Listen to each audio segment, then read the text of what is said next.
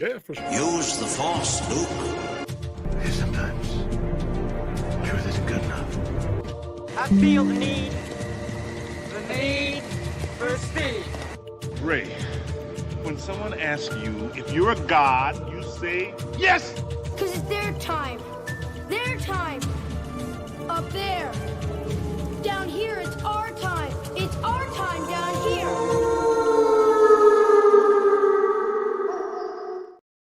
Wardens rise. It's Wednesday night at 9. It must mean it's time for FrostCast. We're on episode 71.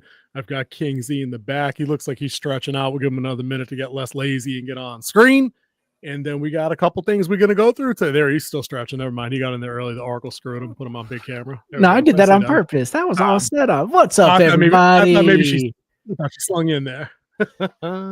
Hey, big shout out to Warden Prime. Pape, if he's not here, I believe he may still be vacationing somewhere warm, and hopefully he's still on a beach with a drink in his hand. But big shout out to Warden Prime if he's listening by remote. Hope to see you in here, buddy. But a bit of a slow news week for us. I struggled with the topic until I realized that Avatar 3 is coming out in a couple of weeks, and there are some people that are already having some. Oh, never mind. Pape is here. Warden Prime. Huzzah! Huzzah! Good. Early reactions, dude, on a big franchise. You know, I guess there's no blockade because if people are able to make videos about it, I mean, it must mean that there's numbers out there that we could probably scrape together at some point and get kind of a feel for what I think is the biggest. Let me rephrase. What I think is the most irrelevant mega franchise in current American cinema. Yeah, I mean, we've already seen this. Irrelevant. Weren't there 3 Fern Gullies too? I'm just saying. I don't know. I mean, how much more can you copy from from that franchise? I mean, the first movie was literally almost shot for shot of Fern Gully. I'm just saying. Go out there and compare the movies. Yep. It's there. Pretty close, but with Max and Max. Yep. Yep. Dude, you're not wrong, but I think for me that the fascinating part is I'm not going to. Oh, there we go. Okay, there we go. You see what he did there? I see what he did there. You don't see what he did there, do you? Yeah. I see it. Never mind. He got him.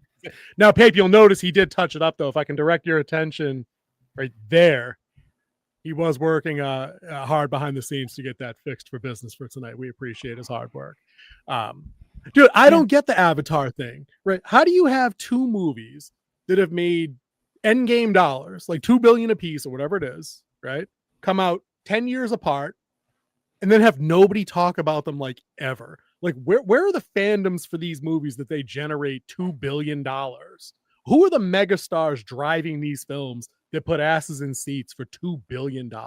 Like, explain this franchise to me, dude. You're explain overseas. it to me like I'm 5. It's the overseas people. I don't think it has a big. Is it US, all international? It might not have that bit of U.S. Backing. It's got to have something for $2 billion. It has to somewhere, but I just don't understand it. I mean, it looks great, but there's not much of a story there. I mean, it's not that interesting to me. And I can understand why some people like seeing blue people and fall in love. We all watched the Smurfs. We were always wondering who Smurfette was going to be. Who's she going to be? Was it Handy Smurf? Was it Papa Smurf? I think the answer was all of them Smurf. Maybe not to put too far. Yeah, I mean, she was the only female in that whole village. So you think all that magic laying around? Maybe Papa Smurf might have smurfed up a couple of extra female Smurfs to smurf around with. He didn't. Don't know why. I would have. But the Avatar thing, man. Like, dude, I guess I'll be over here in the go smurf myself section. I guess I don't know. But I don't understand the fan base of Avatar, international or not, because you would think that if it was international, it should still bleed over into social media in different places like Twitter and Reddit. And I just don't see anybody ever talking about these movies within like a week of them. Like when 2 came out, there was no chatter about it a week later. People still I totally talk forgot about that it came out. Hammer now. You know what movie? I'm saying? Just another movie that went into obscurity during that time.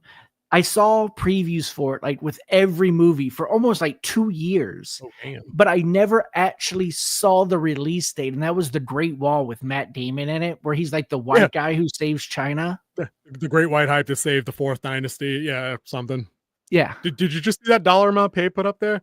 The domestic for Avatar 2 was $684 million. So that's a solid third of what it made total. Like I think the international. But I mean, was like that's $1.8 billion average or today for something. any blockbuster that comes out. I mean, you have James Cameron's name attached to it. If Wes Craven was still alive and Wes 2.3 billion, Craven he released said. a new horror movie, it would pull that in easy because his name's tied to it. Steven Spielberg has that type of pull as well. I don't know about Cameron anymore, given his Terminator movie that just came out did not, in fact, pull in that kind of money.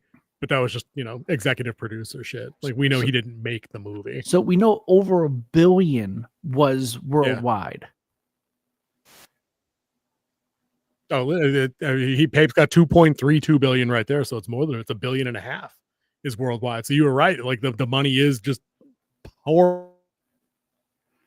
And comms are down. Comms are back. Never mind, we are back. You have an internet? We're having some internet issues up here. We get some winter stuff. You guys got all that down south as well. Yeah. No, it's just chilly here. It's not really like weather. I mean, a little rain, but that's about it. That's usually what we get. For it to snow here or any other winter type precipitation, it has to get like that's a rare occurrence. That's like a once in a 5 years thing. True. No, we had a couple of winter storms up here that like put down some lines with some freezing rain and shit. That's why I was asking. But the Avatar thing is a take on everything. Oh yeah, dude, it's over for you guys. I mean, we'll persevere. I'll still come online via my phone, but you guys just shut down for the day. Yeah. I remember when Avatar 1 came out, it was like the biggest thing around because it was like second or third generation 3D. Like they brought the 3D gimmick back. Like that was kind of like a tip of the sword for that current age of technology. When I think it was like the birth of the new 3D because you got to remember the old 3D. That's what I'm saying. The red and green glasses was like things just popping out at you. Where this one immersed you in the visual. Right.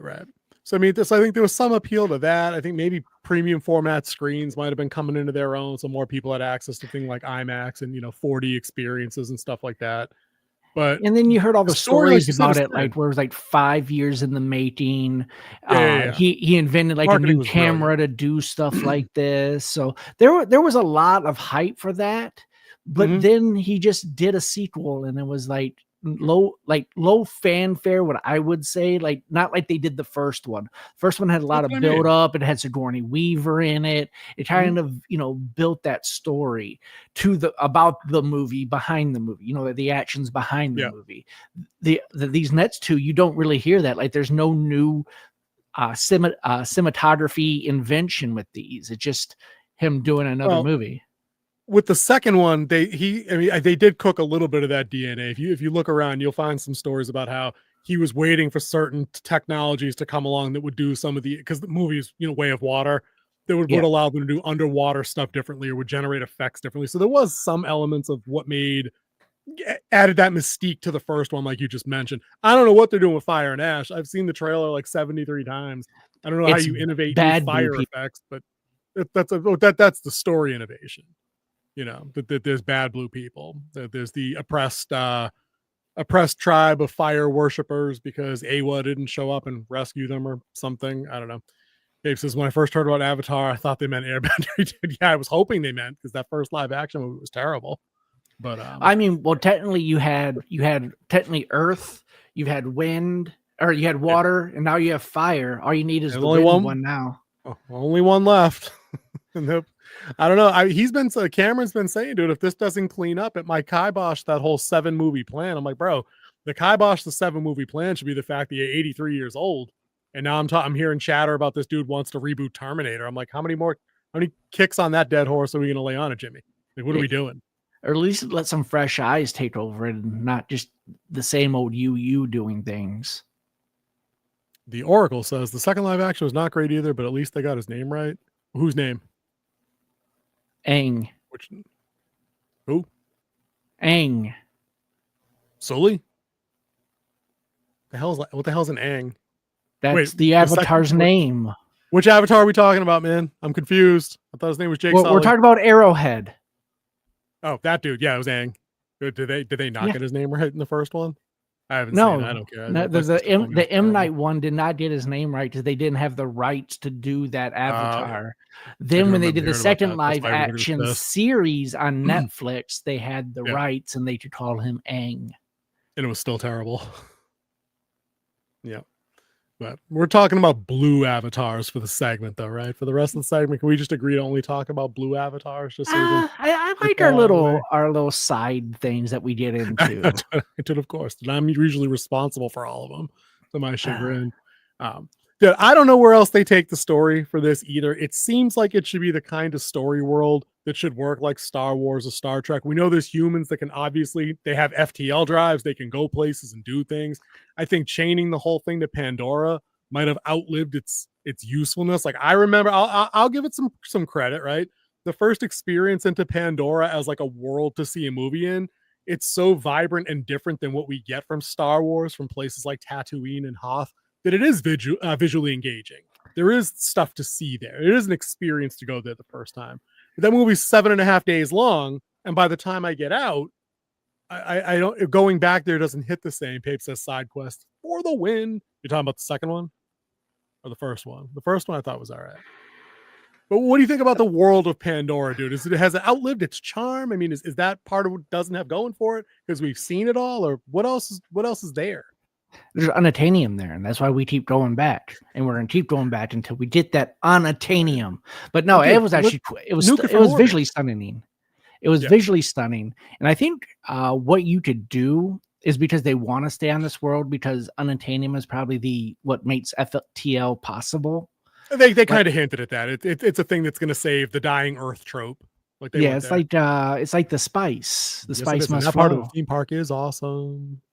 Oh yeah, Animal Kingdom is dope in that section.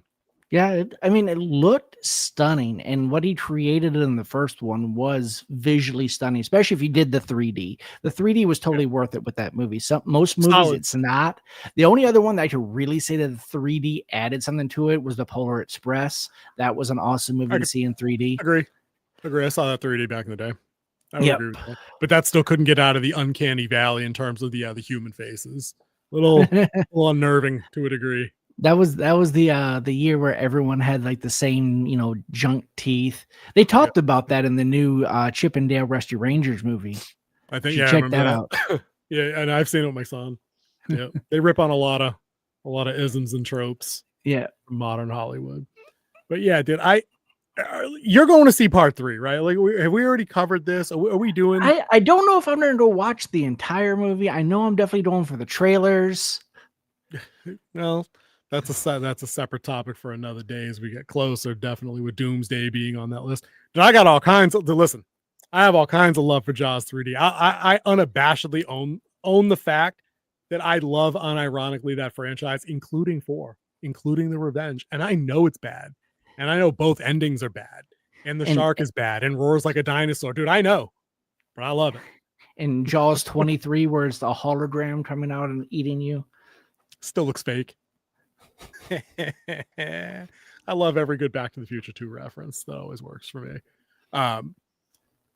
The story in part 1, like you said, very Ferngully, very fighting the oppressors, come to take our land, restore the spirit of the earth kind of thing, very Moana, all that good stuff.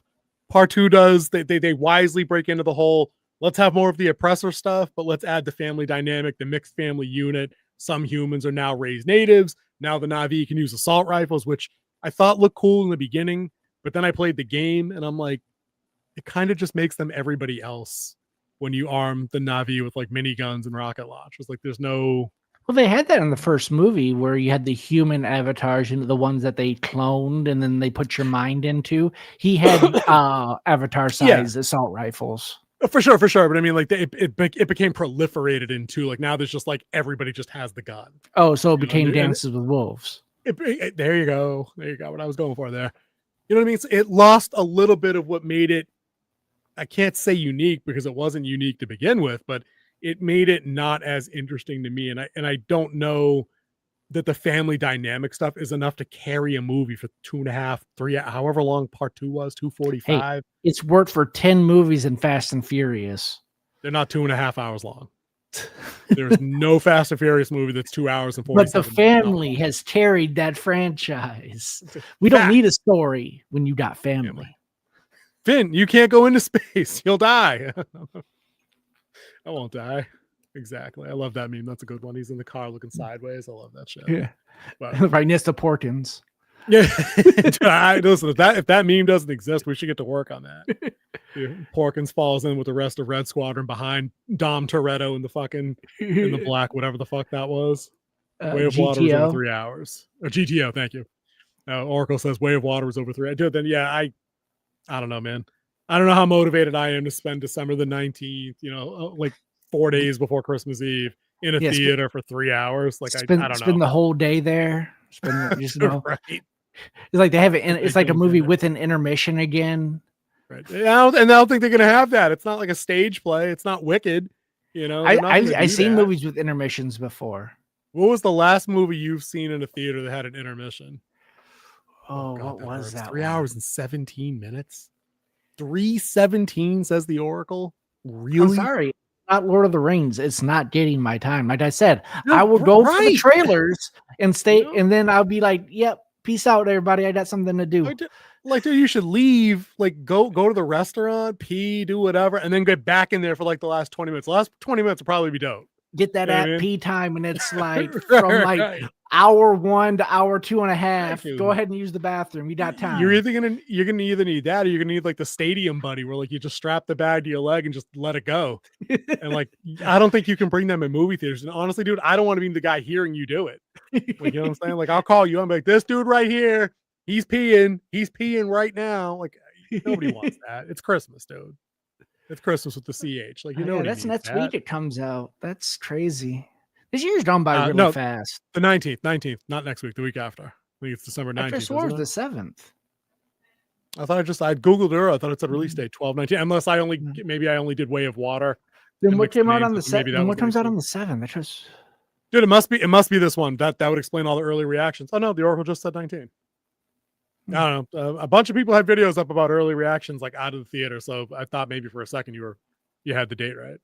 Then again, we could be on Frankenstein time, and it's coming out 5 months from now. I don't know. I'll have to book a ticket to like Spain to go see Avatar 3. Nope. Can't do it. But yeah, dude, I don't know. My hype is nowhere for this movie. And again, it's just weird to me. Like, I can look at the other top 10 lists of movies that have made $1 billion plus in the last 5 years, 10 years, whatever. And there was a level of hype literally to seeing all of them to one degree or another. And this doesn't move the needle for me at all. And I wonder if the third time banks another $2 billion with the 3-hour runtime for some shit I've seen before, with prices being high. It's a holiday drop. Are you really bringing your kids to this like on a holiday break and not like Minions 12 or whatever Grinch movie comes out this year? I don't know. I don't know if I'm doing it. I'm leaning into not. I'm in wait and see mode. Doesn't Five Nights at Freddy's come out tomorrow? That one's on the 7th. Yeah. Okay. Yep. That one's on the 7th. I'll be checking that out Sunday, probably. Yeah. I'll be checking that out Sunday, as a matter of fact. Okay. We did a little evening movie after work with my boy. I already got my tickets. But honestly, my hype level is almost a little bit higher for that. Yeah. We already got our tickets for the Christmas movie, the Christmas movie of the season. And that's Anaconda. We're going on the 28th. I already got our tickets. That might be a you situation. I don't know if I'm getting out to that. I might. Steve Zahn's in that, right? Is Zahn in that? He's in that, yeah. Steve Zahn, Paul Rudd, and Jack Black. Yeah. And maybe I will get out to see that just because it's got 3 of those guys. Those 3 guys can't possibly be unfunny, right? Yeah. Copyright. We'll get us struck. Don't do that. I got less than 6 seconds. But you know what won't get us copyright struck is this seamless transition to there we are. This seamless transition into Welcome to Derry. I don't even want to talk about Avatar anymore, to be honest with you. I don't see anybody else talking about it. I don't see anybody else being hyped about it. I was hoping you were like, dude, it's gonna be great. No, I got no hype from King Z on this one at all. Yeah. No, I've missed my boat to Caradom, and it's not there. Dude, I think I looked at the prices on the boat to Caradom, and I was like, I'm just gonna go to like Taco Bell instead. Yeah. There's nothing a good burrito can't solve. Instead of seeing Avatar 3. Yeah, now we're starting to write country songs here. Yeah, dude. Instead of Avatar 3, I could literally take those 3 hours and play another 3 hours of Path of Exile 2. Like that's a play. So what is that? Explain that to our fan base here. What is Path of Exile 2? Main Diablo competitor. pretty much. It's the same kind of top-down, 3/4 overview.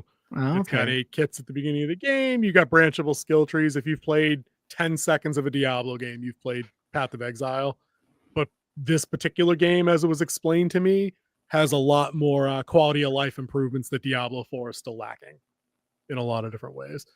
Pape's asking, do they have a popcorn bucket for 3? I don't know. I don't typically collect that kind of stuff, so I haven't seen anything in passing.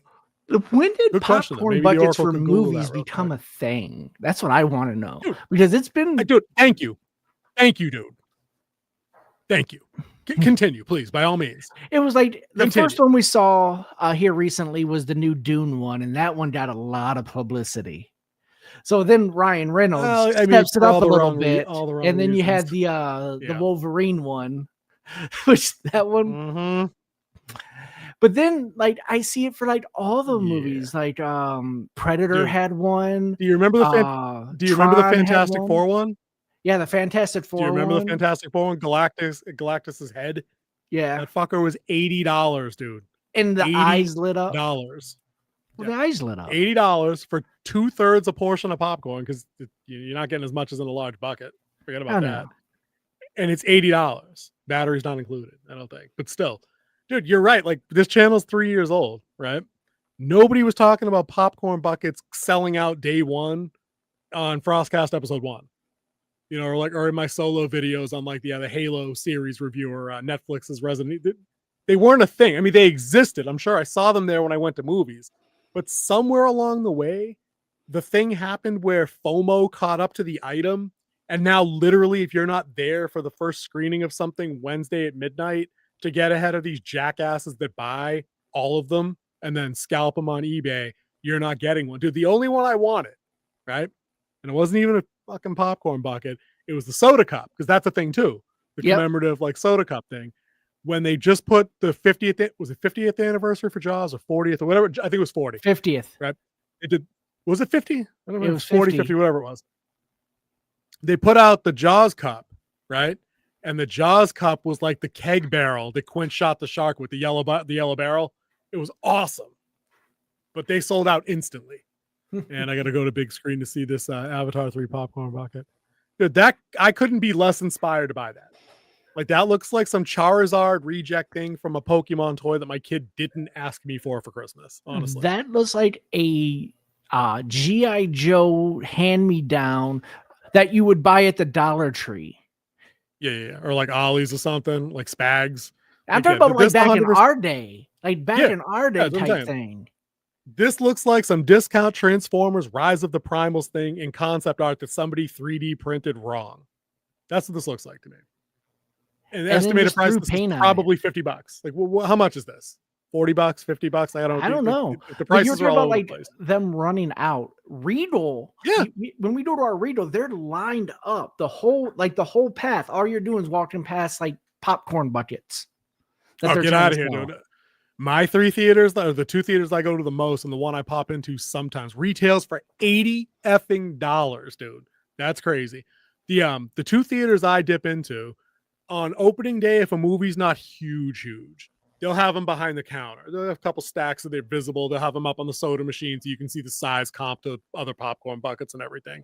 But if it's a big movie, like hypothetically Doomsday, if you want a Doomsday popcorn bucket, you'd best get on a waiting list now.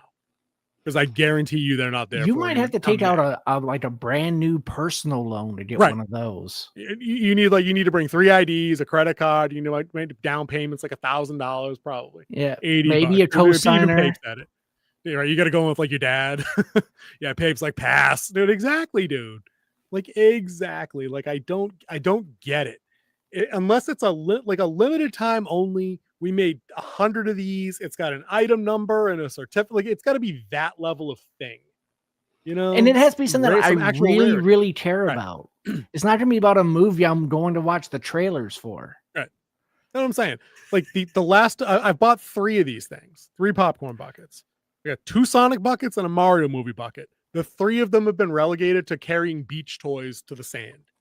You get it? Like you eat the popcorn, you wash it out, toy bucket. That's it. The most expensive toy bucket on that mother flipping beach. Believe that. Yeah, You get 3 of them. you're That's making it. sandcastles. Saying, but they're all shaped like buckets, so it's not that impressive, honestly. But still, that's where your $80 gets you. 2/3 a thing of popcorn, and you got to carry that dumbass thing out to your car. Gordon Gekko wasn't right. Sometimes Greed isn't good. Sometimes, dude. Sometimes. Greed's not good, but Fear's pretty good though. Fear's pretty good this week, and I heard it tastes good. It tastes great, less filling. But no, that's the other thing. Never mind. That's the other thing. That's good too. It was pretty solid. You guys like there it is. Not that particular one, but we see what you did there, King. We see what you did there, dude. So I threw on Welcome to Derry today, so I'm ready to rock. Okay, I watched it Monday. About Pennywise. Okay, I want to say right now, this is up probably for my show of the year, right through 6 episodes, because the second I turned this episode on, tension grabbed me by the throat and squeezed hard. And then for an hour, I was absolutely riveted by the next awful thing that I felt was just around the corner and just waiting, just there, just out of reach, just out of sight. Like I was uneasy for a television hour this episode, and I loved it, dude. If you're feeling that already, then this Sunday, you're really going to be on pins and needles. What do you know about Sunday that I don't? Oh, the way this one ended? Oh, yeah, okay. I thought you did the Game of Thrones thing or the Penguin thing where you watched the scenes from next week, and I didn't. I don't think the show. The trailer's already out for next week. I was on YouTube today. Damn it! All right, say nothing, say less. Let me go check that out. But no, pins and needles from the ending for sure. And we can do the, this we're gonna. Yeah. Let's get that up. Do the gesture. Do the gesture. There it is. All right, we're back. Every time we do that, they can't see us doing this though, and you looking like a psycho and shaking your head. We don't have to stay on camera. Just saw me doing it before before it went on. Yeah, it was like a frame and a half, dude. But the episode ends in a spot where you're thinking blood's going to be on the floor in like the next 10 seconds. We'll get to that. You felt that it was building towards that, especially after you had the not clan meeting. Maybe the not clan meeting where the former not sheriff showed up and was like, I ain't going to do shit, but I'm also not going to tell you guys not to do shit. Yeah. You mean that whole thing? Dude, the only thing missing from that last scene were the fucking hoods. Like literally the only thing missing from that were the hoods. And they did the tasteful what's his name? I was thinking Dave Chappelle's skit. I know the one you're talking Bisbee, about. My power. Yeah. I know the one you're talking about. That would have been funny, but it would have changed the tone of the episode. Yeah. That would not have worked. Because I don't think there was a single chuckle moment anywhere in 60 minutes of this episode. No, there was a cute moment. And then there was my nitpick Richie moment. And Marge. Yeah, Richie and Marge. Richie and Marge. That was nice. That was all right. I like where they're going with them too. And I feel like those two characters, just as an aside, they're necessary for each other, because I feel like if they didn't have that kind of connective tissue going, then they're just extra weight. So like they're each just the best friend that we didn't need. Do you know either of their last names? Oh, dude, they've said Richie's. And I think the patty cakes have said Marge's last name, and I think a doctor said it when we see Marge in the hotel room after the eye injury. I think they've been spoken aloud. I don't. You mean the hospital room? Did I say hotel room again? You did. You said hotel room. Damn, who goes to the hotel to get medical treatment unless you're John Major Wick? Ocular injury. Yeah. I don't know. Clayton Bigsby. Thank you. Yeah, Clayton Bigsby. That's it. Yeah, dude. Those two. What were you gonna say about those two characters about the last names? Why was that? So the reason why I want to know their last name is like, who are they the parents of in the movie? Oh, down the line. Yeah. Maybe nobody. Not everything needs to connect. This isn't Star Wars. They don't need to be Palpatines. They don't need to be Richie Palpatine. But it somehow everything in Stephen King connects. And this show has actually done a pretty good job of putting that kind of connective tissue out there. Like that was pretty. Like you were explaining the stuff that connected to like Dr. Sleep, Marge Truman and Richie Santo. I don't remember Santo anywhere. Yeah, but they've connected the Dick Halloran thing. They've connected obviously other mentions of some of the other stories, which is nice. They connected Will to that's Mike's dad. Right. They believe that Lily is Barb's mother. The Oracle says there are rumors about who Marge's child is. What's that rumor?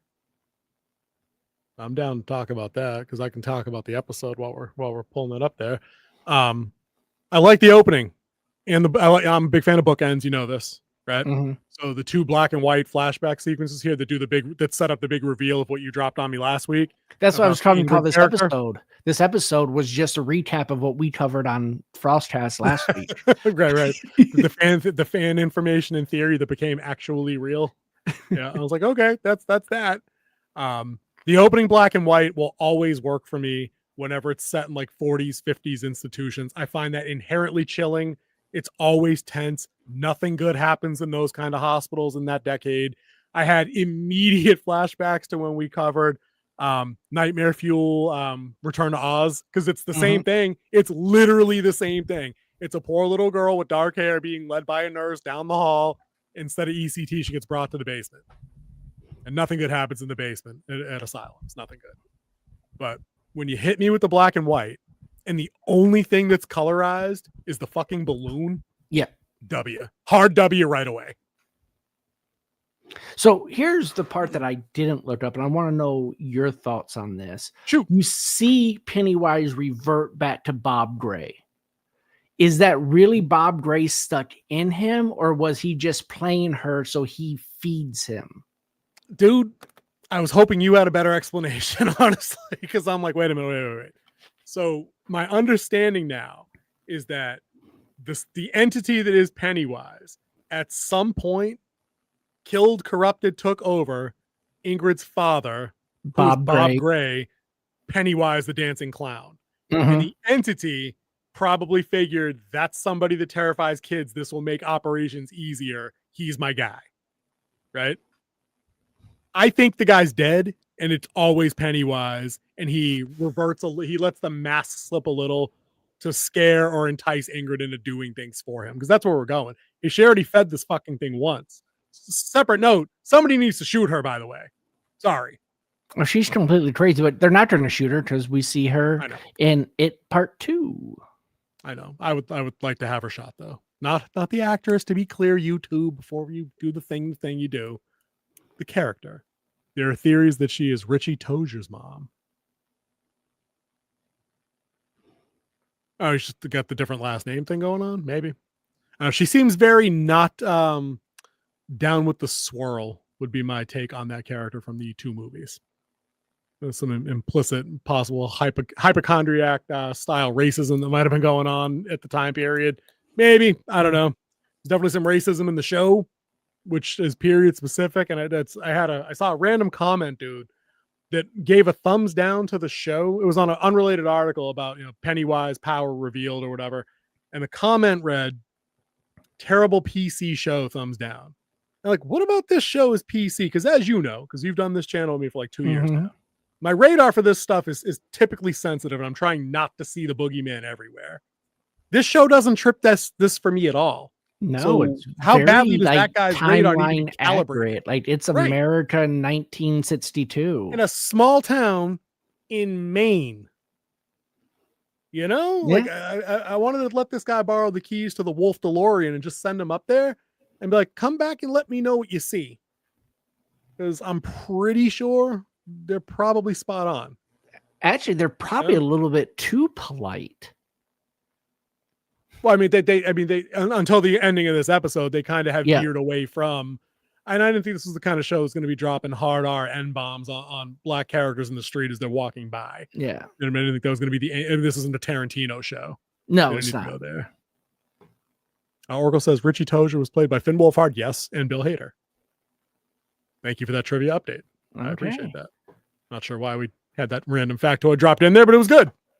I did know that. But the beginning's solid. It teases you with the backstory that Ingrid has, and then you get the big payoff of what she's responsible for later near the end of the episode. So all that stuff is good. Lily is really good in this episode because right after we glazed her for an episode about she's stepping into her own, she's becoming the leader, this and that, she has herself a couple more psychotic breaks and basically ruins the group for an episode and kind of reels it back. But that's perfect because this is episode 6 of 8. This is on time.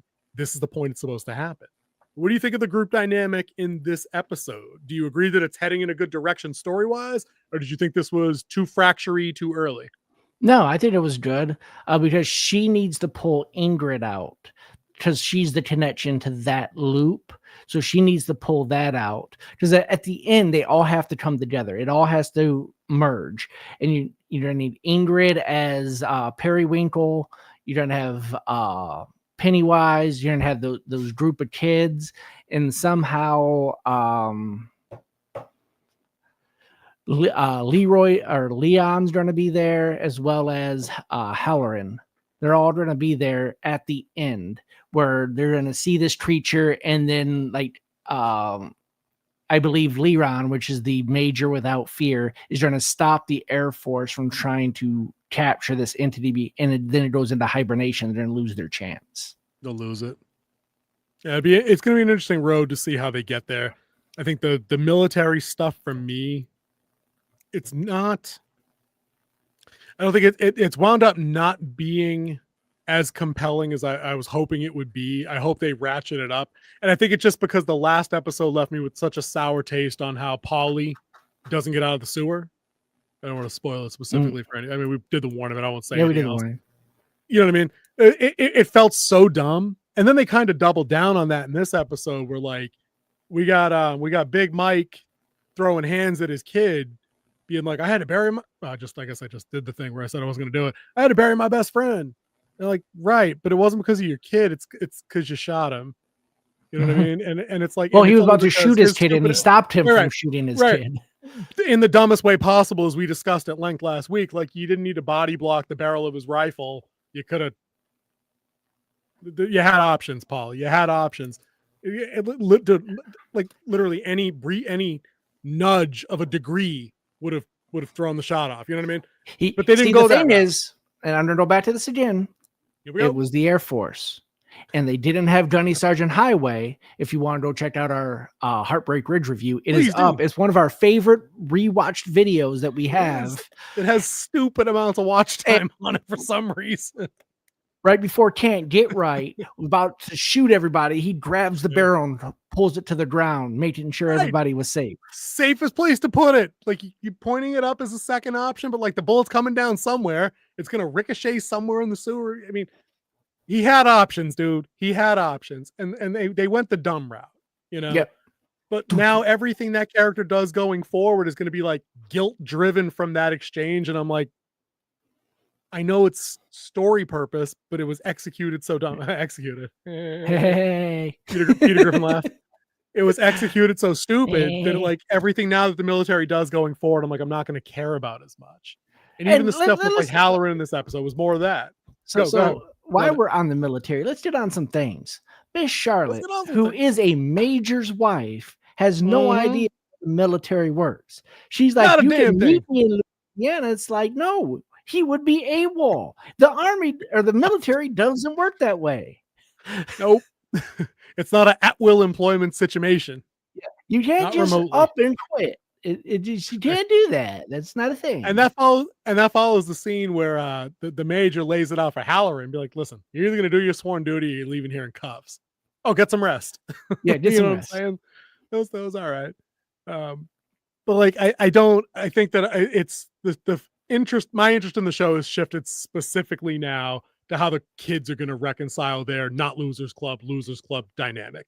That's more of what I want to see. I was hoping there was more spy stuff, more espionage stuff, but they resolved all that way early. So then I was hoping more of the pursuit of the creature thing might be better, but I don't see what else they can do now because their only option now is back to the sewer. And I don't need that from 3 different groups. You know what I mean? I don't know. I think I'm. And whatever happened to Danny? Who the hell's Danny? Danny was the guide who dropped the shard. It's in the sewer somewhere. I don't know. Maybe he turns up in whatever episode happened 7. to Danny? That's just left out there. He did run away. Is it implied that he died? Taniel. That's right. Taniel. That's right. Yeah. I know who you meant. The guy. Where did Tanny go? Where did Tanny end up?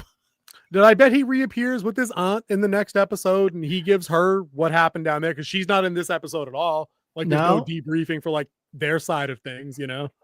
So I mean, hopefully they resolve that. I'd like to know. That's probably something. That's maybe he's dead. It's a trick Pennywise pulls again later. to mess with them. Oh, I got him. I'm hit. Yeah, I'm because down here. Help. his major escort just opened fire on him with the 9mm that had no, like the endless bottom Stormtrooper clip. 9mm. The Stormtrooper bottomless mag 9mm.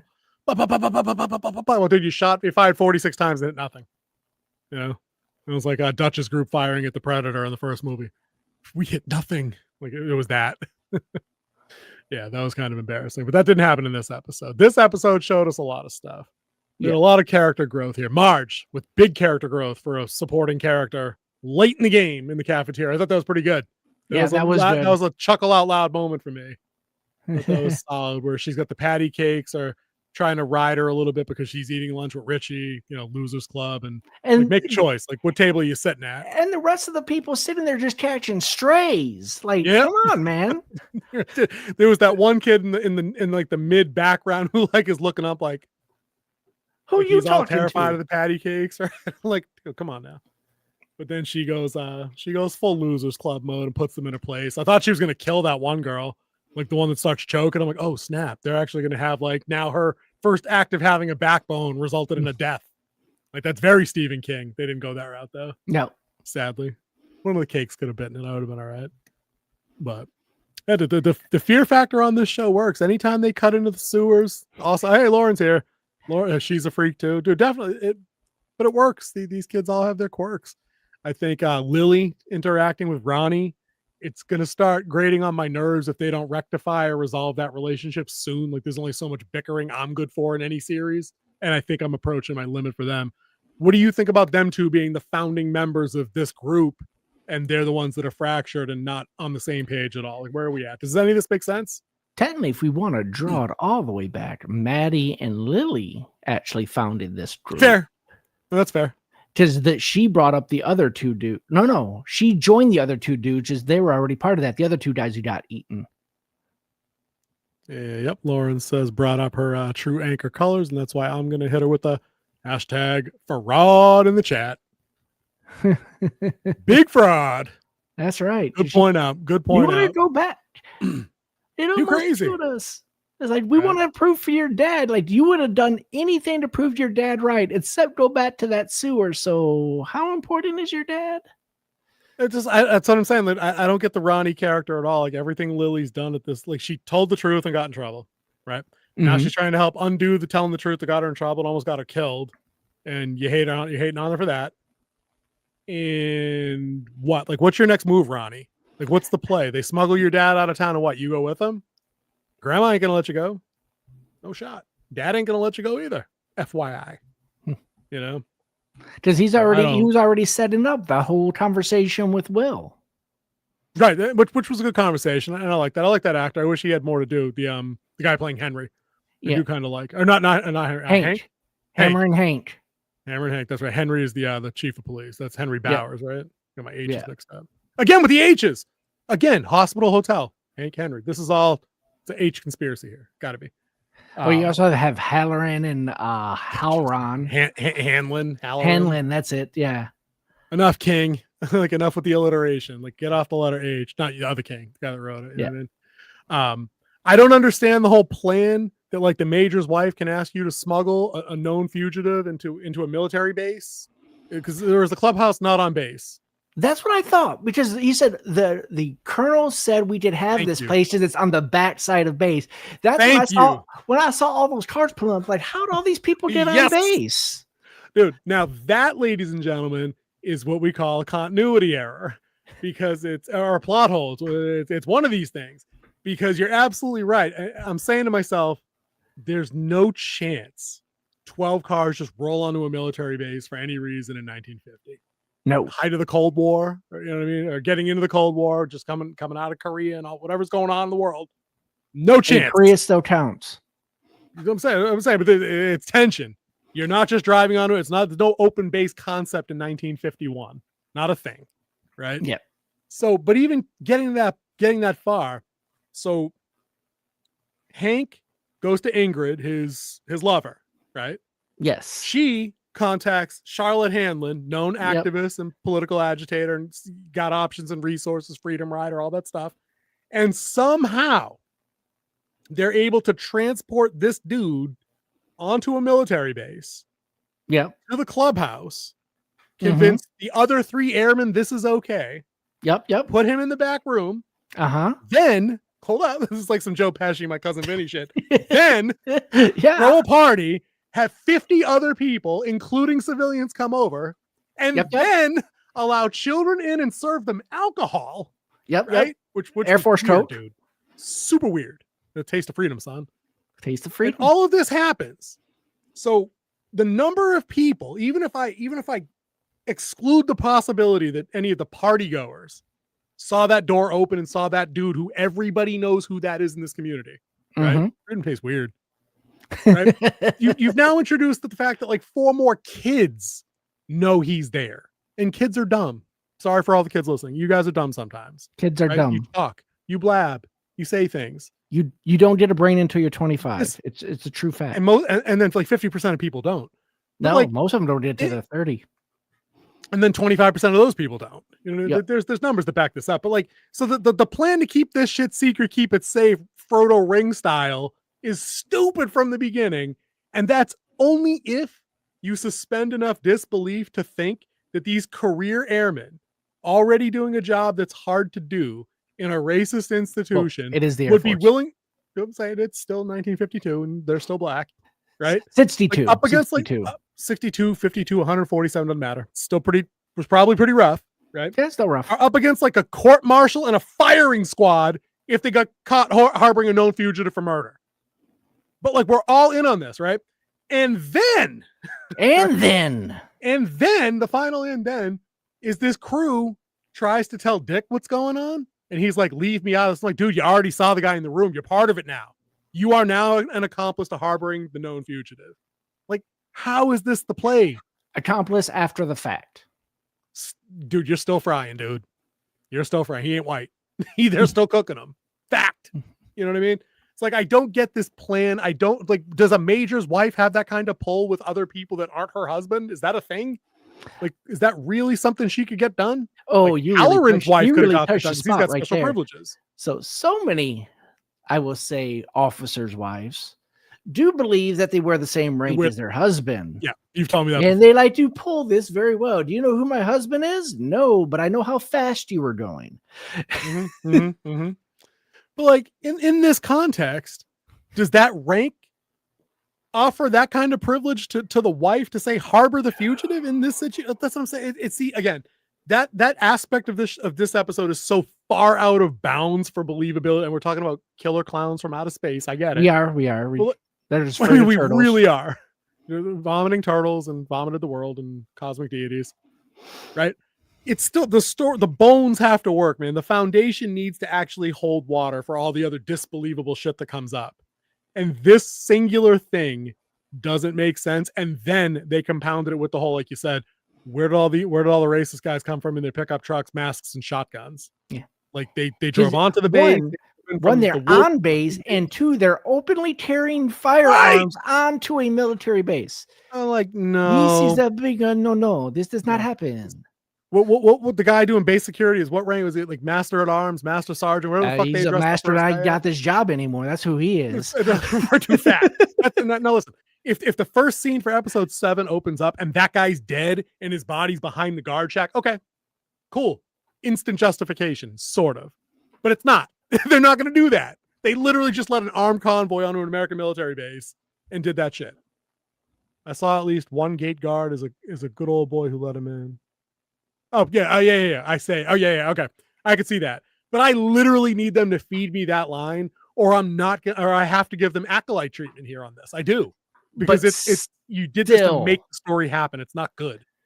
That guy will never see the light of day again. Oh, because totally. Especially if it's going to happen exactly how we think it's going to happen, where guns are going to go pew pew real soon. And dude, those ones aren't going pew pew. Those ones are going boom boom. Yeah, those are shotguns. Those aren't pew type. Those aren't rifles. There wasn't handguns. Those were 12 gauges. Right. These were like, we're going to blow your arm off if we shoot you with it. They were super subtle too about their messaging too, and I did want to give them some credit earlier on, like when they're putting the mob together and they're handing out the wanted posters and the guys are carrying open shotguns in the street and everything else.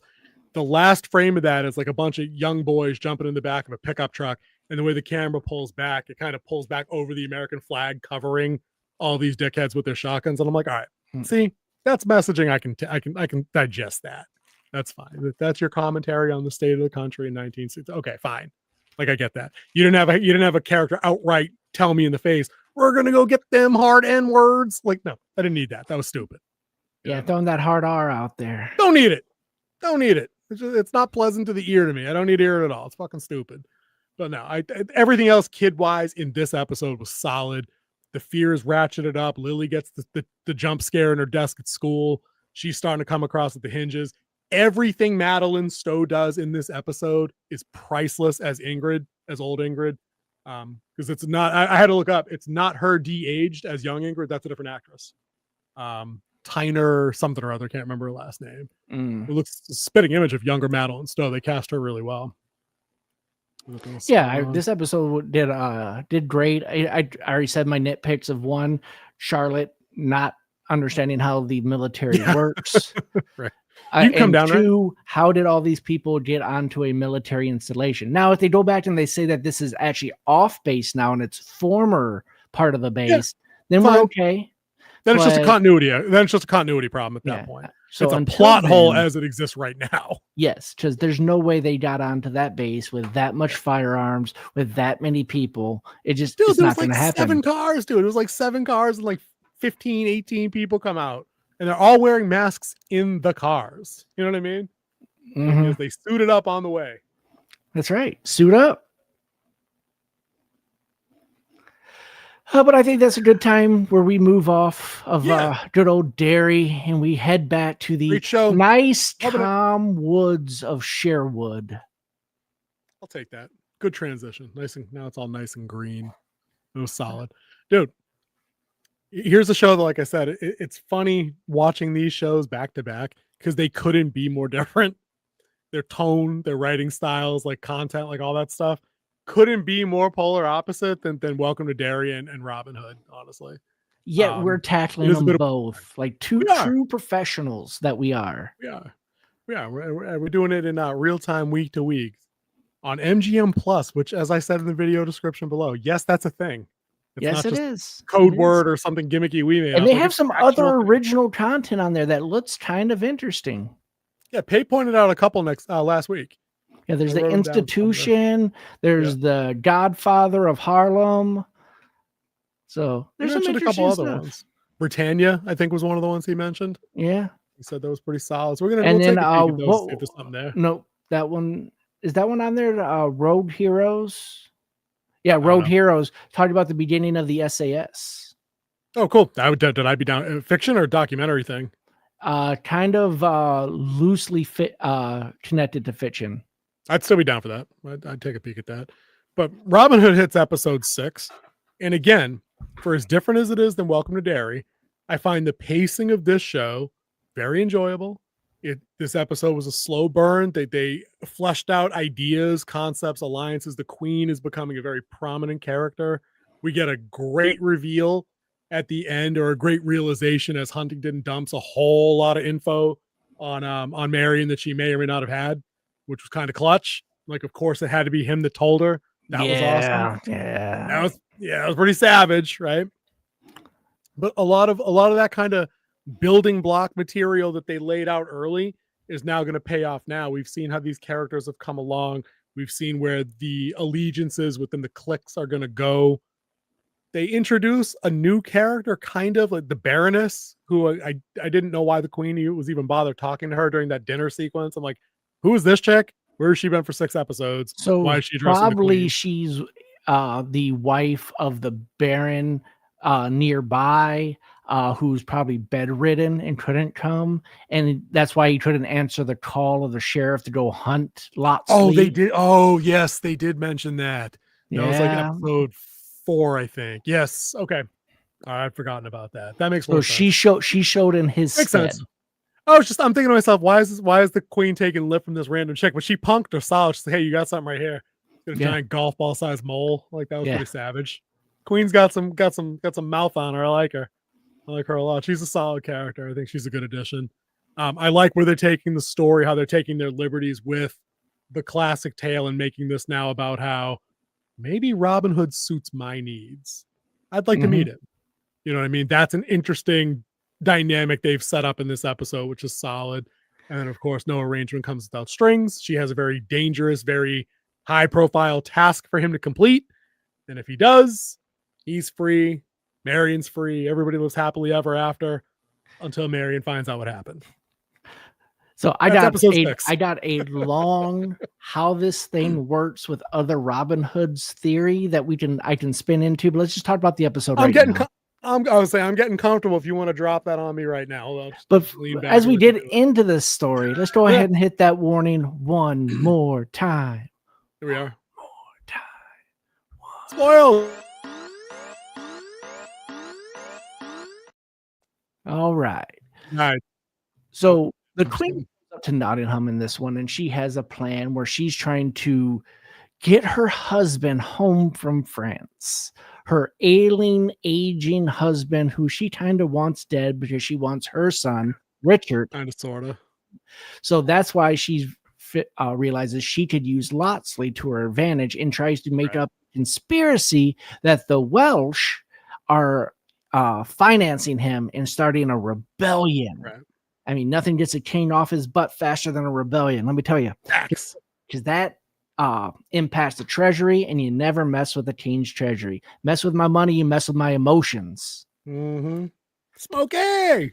Exactly. Don't want to do that. So that was the whole thing, and I thought it was very cleverly done, like how she's using Marion. And let's talk about Marion and the Queen alone after that meeting up in the Queen's chamber, where she's like, "That's very bold of you from a chamber woman." And she's like, "I thought you wanted more than a chamber woman." She's like, "Well played." Yep. She's like, she hit him with the whole, as the kids are saying, game recognized game. Yeah. Pretty much. And I thought that was solid. And again, so I mean, there's these little micro beats with a bunch of the characters that show that they're coming along a little bit. Marion's one of them, because I was worried early on that she was just going to stay and even Priscilla hits it with the joke in this episode about her dying the virginal archetype hero or whatever. I'm like, that also came along also, no pun intended. Yeah. So that character is changing. Rob is obviously changing a little bit from where he started. We already pointed that out a couple weeks ago. There's not a whole lot of crying going on anymore. There's a whole lot of like Batman Punisher level of anger and resentment, but even he's starting to mellow that back a bit as he realizes what he's responsible for. Lil Jon gave him the whole speech on that. He basically did the whole, anybody can wear the hood. Lil Jon was like, yeah, anybody could, but everybody's coming here for you, bro. So maybe you just want to keep that shit on for a little while longer. Yeah. Because it's like they're doing they did several of the things, right? Yeah. We got the merry men building the camp. That's coming along. I'm like, okay, they're doing the thing. And then there were 2 episodes where there were 2 instances of the episode where I said, oh, they said the thing. The Queen said the title.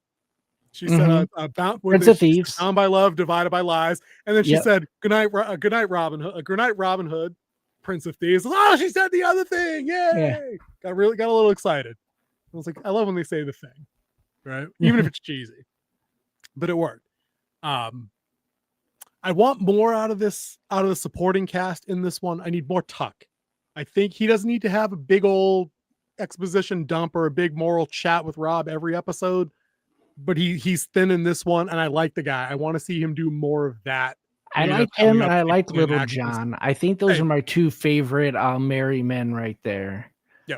And as they should be, they're Rob's left and right hands. That's exactly and then you see the triangle starting to build as Ralph is getting into Mr. Rob there. Yeah, bro, we need to use her real name and not call her Ralph if she's going to Marilyn. Anything with Robert. It's going to be weird. Whatever it is, Marilyn, Marianne, I don't know whatever the fuck it is. Bethany, it's Crystal, Ambrosia. I don't care what it is. It doesn't matter. It doesn't matter what her name is. I couldn't resist. She's doing now the awkward, I have a crush on you thing because you saved my life. And there was that where she gave him the bracer, right? The Florence Nightingale treatment. A little bit of that. A little bit of that for sure. I wanted that there was that line he hit her with where he said, it's like, you saved my life. He said, you'd have done the same for me. She said, I would have preferred her to have said, no, I wouldn't have before. but now I'm yours. And like that whole like life debt Azim thing from Prince of Thieves. Like there might have been some more weight thrown on like that. Because as it is now she's gone from stalwart badass protector of her special needs brother and her idiot other brother to like doting high school kid with a crush. And I don't think you can shift gears between those two traits like that. I don't know if that works for me. What do you think of that character in general, though? Or how do you like her? I don't know how this is going to play out, other than she becomes the traitor that gives up the camp because he's jealous. Kind of yeah. But dude, I mean, do you really see that coming? Given how the big reveal at the end is Mary, and actually, let me pick your brain on this. Marion realizes at the end when her father tells her explicitly, "Rob was there when your brother died. He might have been the one that shot him." I don't get how this is not common knowledge.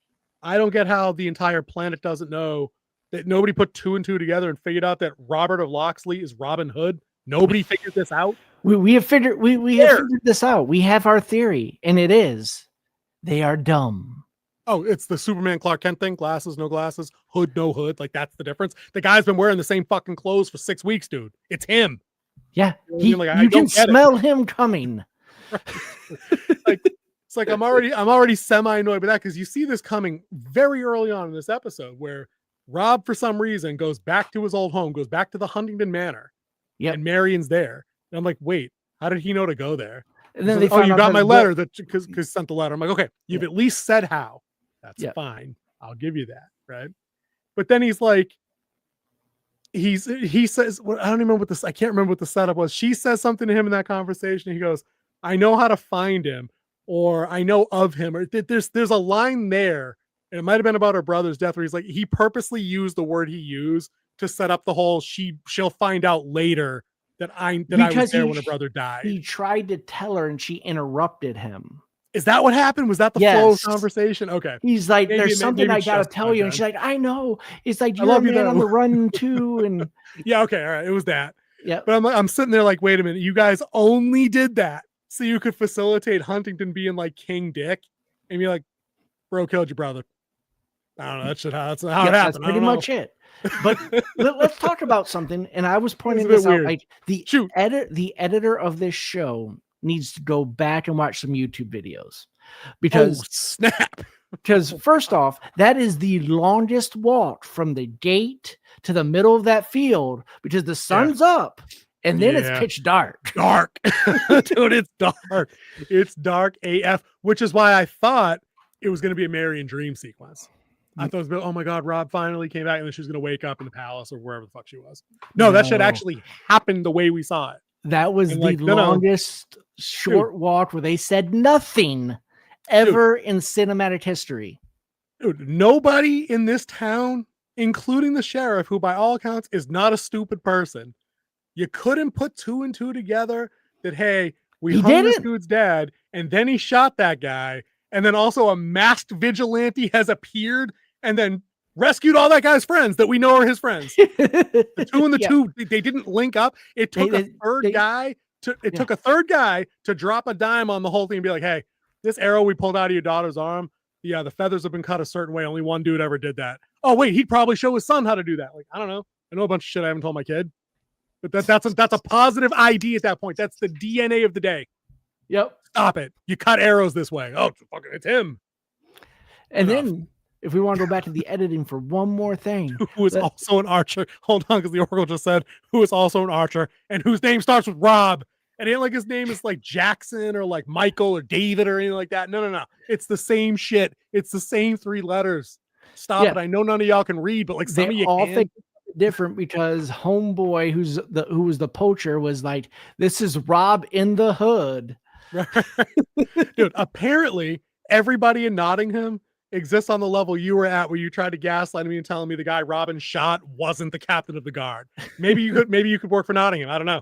I could. Maybe they need to call you up. I don't know. Because that's where they're at. Like nobody has put 2 and 2 together, and they drop this on your lap like it's the biggest reveal in history. Like it's Capone's vault being open, like Nothing Burger, but like they want you to think that this is gonna smash hard. They're like, no, Marion, it was Rob. Same dude. We all knew this. Boned him. Congrats. If you think about it for 2 seconds, surprised. That's what I'm saying. But back to the editing. Literally, that's my the editing now. So we're there and we're watching where Ralph gives him the gauntlet, to protect his wrist from when he shoots arrows. Bracer. Yeah, the bracer. Bracer. And then she gives him a kiss, and somehow this takes 3 short jump cuts, right? Where she's here, then she kisses him with the jump out cut, of the and then she's like, then she had like the rubber band action. She's like 15 feet away from him. Dude, I think what they were going for, and maybe they had like 10 takes of this, and they couldn't time it right or something. I think she was going in for the slow lean kiss to see if he'd kiss her back, and when he didn't flinch, they had to cut 5 frames to get her back here, so then she could come in for the cheek kiss. I think that's what happened. Like, but you couldn't just tell the actors to do that. Like, bro, don't respond to her kiss. You try to kiss him, but then like realize you don't want him, and then kiss him on the side. Yeah, you go over that. You said they had to chop up. You're blocking the scene. Yeah. All you, right. the only other thing you do is move the camera. They do the same thing over and over again. You just move the camera, change the lens. Right. Yeah, no, I thought that was a bit. That was a bit on the herky jerky. It did look a little odd. Like, there's a couple times where I've said that's a bad cut in this, and like during other episodes as well. I'm like, that's a bad cut. Yeah, for sure. Everything has a bad cut here or there. When you're watching something and you can notice the cut, it's a bad cut. Yeah, that's what I mean. Anything that has that kind of runtime is bound to have at least one hiccup somewhere in like the editing or how something works. One of the worst cuts of all time comes in Taken 3, where he's jumping over the fence, where 63-year-old Liam Neeson is jumping over the fence, and they use 23 jump cuts to make it seem faster. Just get a stunt guy. Honestly, just get a stunt guy. One take, But this episode, not high on the action. Well, wasn't a whole lot of no fists being thrown. There's a lot of tension, a lot of arguing, some raising the stakes on certain people. I thought Huntington was going to get himself cooked at that dinner, stepping out like he did, flipping his plate, trying to flip the table. Those tables had some IKEA table, dude. That's like some heavy ass oak. No, that's like solid oak. That's like real. You can't flip that. You're that's not just 900 pounds. I don't care how mad you are. You ain't flipping that. No, like he flips it. Not without help. Like he tried, and he's like, "Fuck it." And then he hits the plate. I figured the queen was going to hand him his nutsack, and then she just was like, "You may go," because he bowed his head. I mean, he semi-apologized. I guess because he knew he couldn't sit back. They set him up for the decorum thing, the decorum speech game. Mm-hmm. Right. But the sheriff set him up with the decorum thing, and then he doesn't have any, which was good.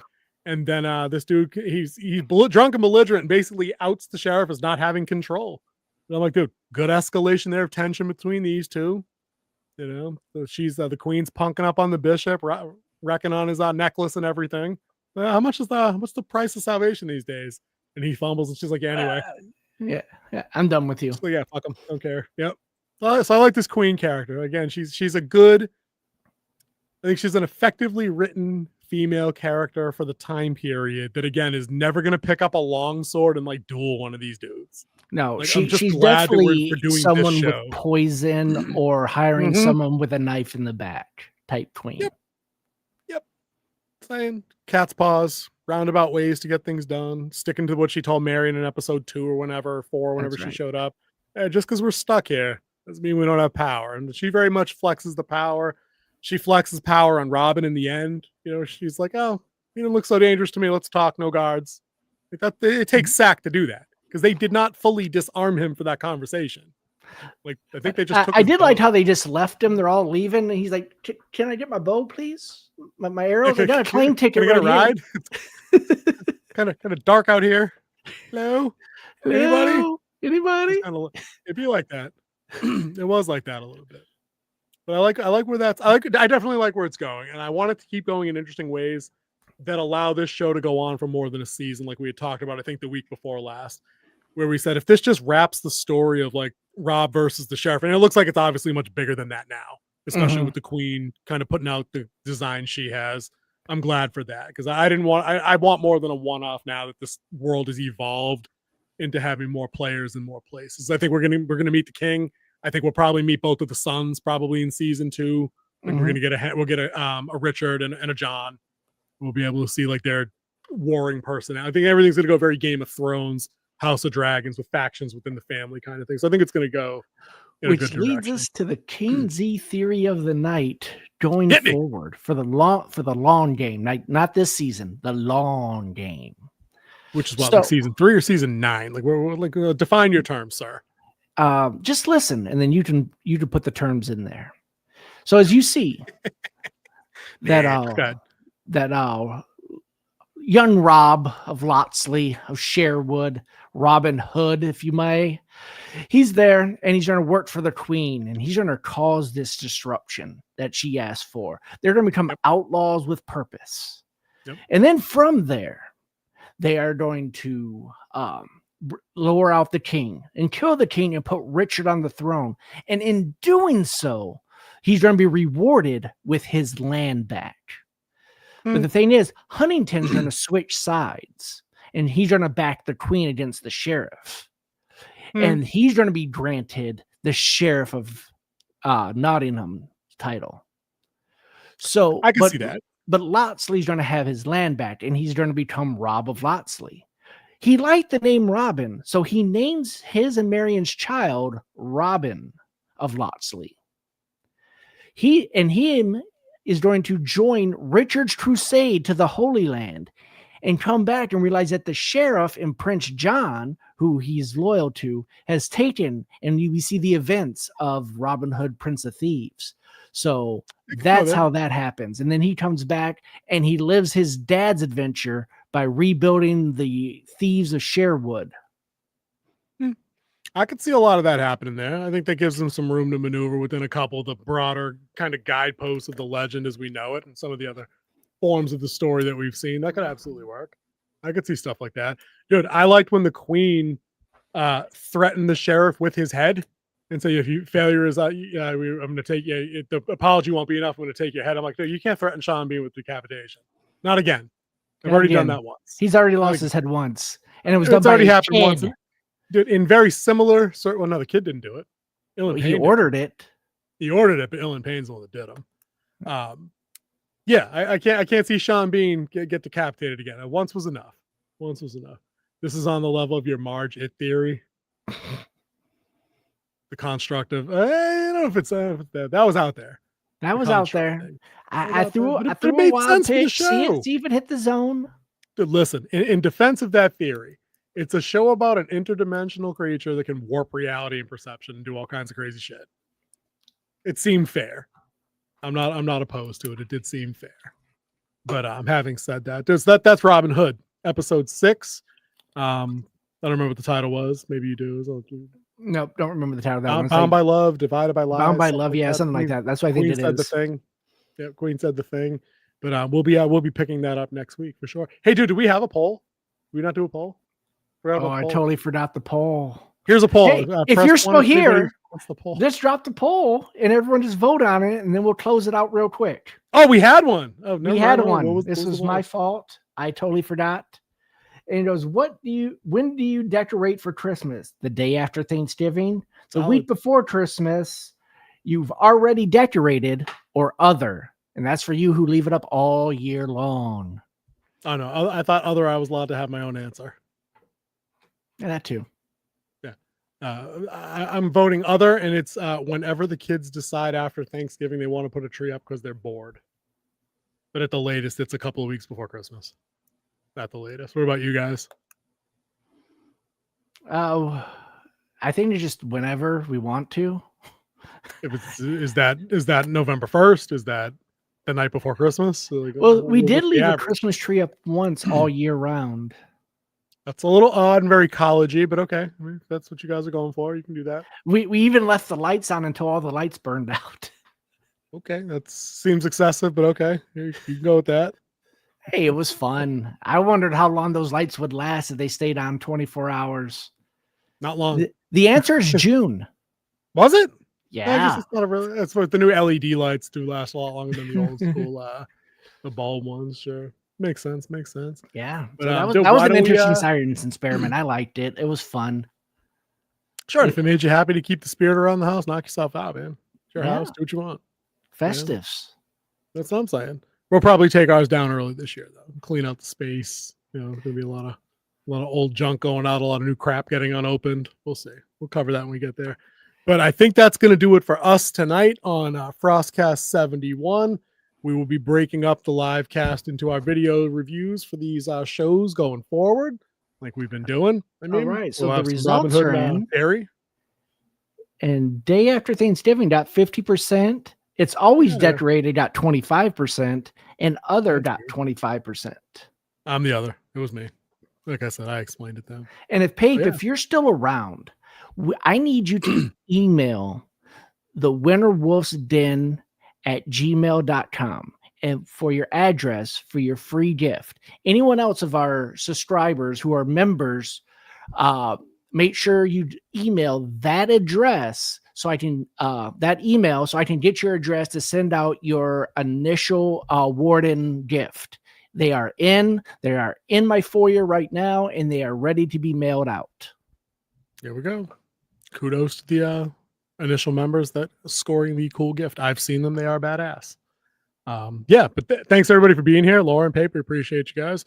We're going to go ahead and take off for the evening and clip the videos up, but we hope to see you guys again next week. If in the meantime, you'd like to hit a little like button, maybe subscribe to the channel, comment when the videos go up, we'd appreciate it. It does help us out. And until then, we'll see you guys next week. Laters. Peace.